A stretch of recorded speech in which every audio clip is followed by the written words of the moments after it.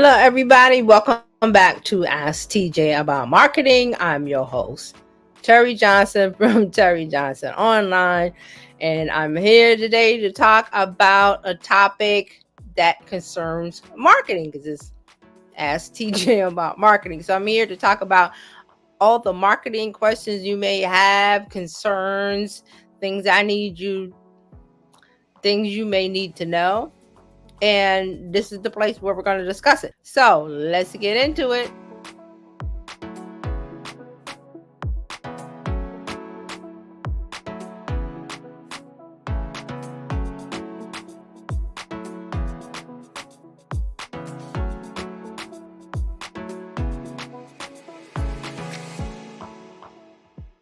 So today's question is, where do I find ideas for content to market my business or my brand online? I'm glad you asked that. Let's talk about it. It seems simple because the process is simple. You make some content, you post it, and you see what happens. But there's a lot of things to test in there, and that's where the growth marketing comes in, especially with the data. Because you're going to be posting things, you're going to be creating things, you're going to be trying content, video, stories, reels, whatever. You're going to be posting it, and there's always going to be analytics there to tell you, well, they like text posts versus reels, or they like a long caption versus a short thing, or they like you'll be able to see that because each platform tells you what is the best performing content in this time period: 7 days, a day, 2 weeks, 30 days. There's different, each platform, we've talked about that, the analytics. Each platform has different ways of showing you that data, but you can see it.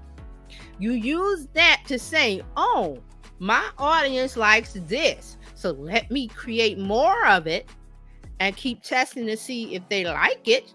Or there's trends. And then here's another thing to worry about: the trends. What's the trend? What's trending on social media? What's trending with my audience? What are the things that they're watching, liking, talk about? That's another part of social media, social listening. That's what I was saying earlier when we first started. I was talking about X. It's still good for that. It's excellent for that because I go on there. I'm like, okay, well, what's trending? And Twitter tells me, and I go, well, what is that? And then I tap into it and I see the conversation. Oh, there's something going on with 2 congresswomen right now. And one said something and the other said something. And now Black Twitter got on it. This Twitter got on it. And they're making memes and jokes and songs. Why is that important? Because the media is still on X. They see those things and they write stories. CBS This Morning, Today Show, all the news stories have producers that they scour social media for what is the buzz. I think the Today Show has something called Trends or Buzz, Pop Buzz, or something they got in the morning. They do little stories about, well, what's the buzz? Because that's what they're doing. Media, the news media, they need content. How do they get it? Sending out the reporter. They used to do that. Go stand on the corner and see what's going on and report on it. Live at 5, all of that. They don't have to do that anymore. They go to Twitter, they go to Threads, they go to Facebook. They know where to go. These news producers. So thinking about ways of generating content to showcase your business online, it can be a hard topic, but it's very easy. You want to use what's available. Now, stay with me. What I mean is that there's a world of content already out there about your business, your brand, or your competitors, or just the industry or topic that you're interested in talking about content. You just have to go out there and find it. It's there. Now, I'm not saying to copy that. I'm saying to use it as inspiration. And then what you're going to do is you're going to use a tool called generative AI. Yes, have you heard of ChatGPT? Then that's what I'm talking about.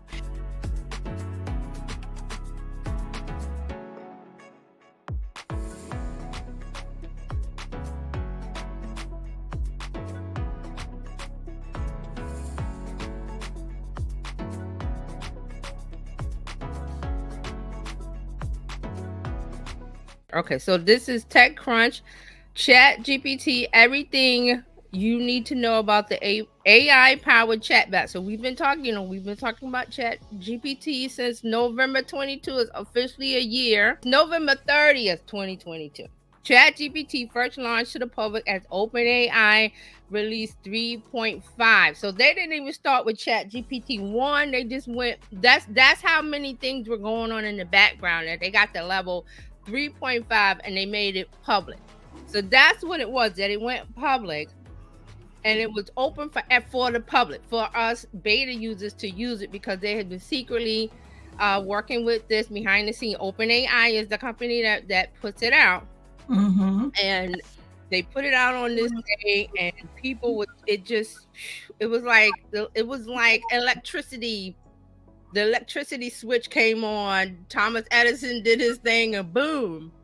So think about the whole, this seems so far away to me. Is it just me? This seems like 10 years ago. Right.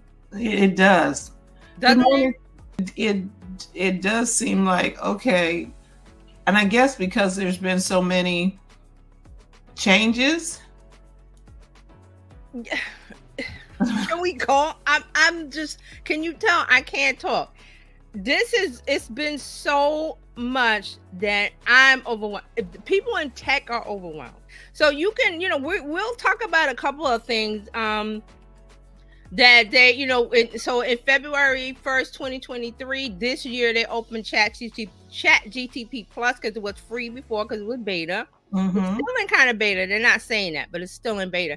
But they were charging Chat GPT Plus, which is their subscription, and you got the next level. So it was 3.5, and then they went up to 4, and then people that paid for the subscription got all the new toys. Here's another one. February 7th, 2023, Microsoft launched the new Bing with Chat GPT built in. That was a big deal because Microsoft owns 49% of OpenAI, and they put 10 to 13 billion in. We quite don't know the number, but they put a bunch of billions in. So there's a couple other things that so GPT-4 came out March 14, 2023. March 23rd, 2023, OpenAI connects Chat GPT to the internet. That was a big deal because before it had access to the internet, it was a closed section. I told everybody it was like being in a library. A library has a set number of books, but then when they connected to the internet, it was like, okay, the doors are open to everything. Right. So that was March 23rd. And there's a couple other things. The March 29th, 2023, this is when that letter came out, and like they said, over like 1,000 people signed it saying to pause for 6 months. And I laughed when I heard that. We talked about this. I said, so in March, they talked about pausing it. Here we are in November. That horse was down the road by the time they... That horse is out of the barn. So April 1st, remember Italy blocked, a whole country blocked ChatGPT. It's a crazy, wild ride. And it's all here. Thank you, TechCrunch. So you're going to get your ideas from what already exists, and then you're going to plug it into your favorite AI tool. There's a long list. Let me list a few. Copilot, Microsoft Copilot, OpenAI's Chat GPT Plus. There is Perplexity AI. There is Claude AI. I'm trying to think off the top of my head, but there's a bunch of them. You could go and search in Google, or just go online and find your favorite one. Decide if you want to use it. Oh, I forgot. Gemini by Google. That's another one that you may want to use. So you want to get your idea. You want to get the seed of your idea from going online and seeing what's existing already, or looking at your existing content and saying, hey, how can I put a fresh take or a fresh spin on this? What can I do with this? I don't want to sound like my competitors. I don't want to sound like everybody online. Well, here's where generative AI comes into play, and to help you with that process. There's been a lot of talk about generative AI tools. There are many. A generative AI tool is simply where you enter in text and you get more text, or you get an image or a graphic, you get a photograph, you can get audio, you can make a podcast. There are many ways that we're going to take this generative AI tool set and use it to make content for our business. This is the time now where everyone is using generative AI. So don't be afraid to use it. It's there. It has a purpose. It's there to help us create ideas and to flesh out and find out more about how we want to present our values, our content, our ideas, what we have to say online. So use it. Don't be afraid of it. Also, I want to stop here and remind you that you have to have the number one thing in place before you start talking about creating content anywhere is you must understand your audience. You must know what they want.